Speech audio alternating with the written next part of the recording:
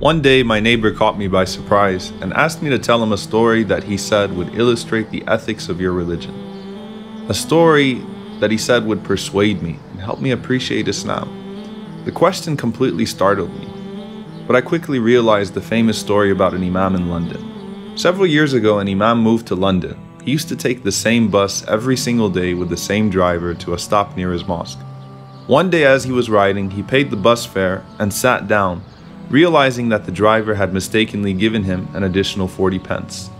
When the imam sat down, he considered keeping the extra change since it was an insignificant amount anyway.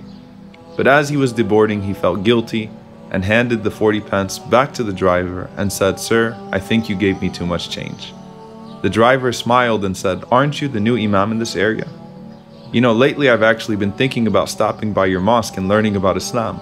But before I did that, I wanted to see what you would do if I gave you extra change." As the imam stepped off of the bus, he was so shaken by the incident that he grabbed the pole, looked up to the sky, and cried out, "Oh Allah, I almost sold Islam for 40 pence. My neighbor said, "Let's face it though, if it was a significant amount of money, the imam would have kept it."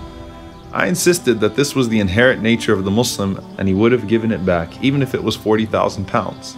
But he shook his head in disapproval, indicating he wasn't impressed.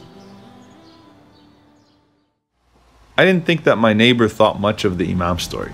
I thought he'd probably forgotten about it by the next day. Little did I know that just as the bus driver tested the imam, my neighbor wanted to test me by leaving a bag of a ton of money in the parking garage. I had no clue he was watching.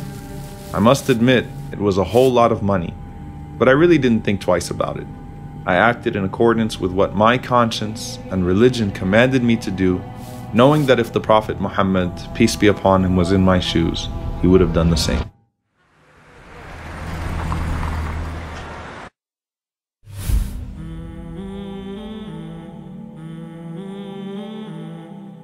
I had to find a way to get it back to its owner.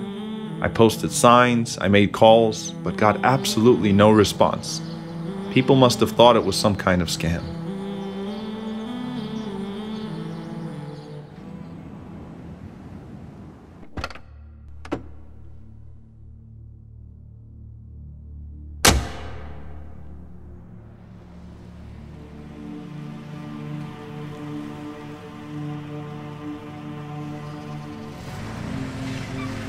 My neighbor says to me, "Muslims can't be tempted, huh? I knew you'd give in and spend the money."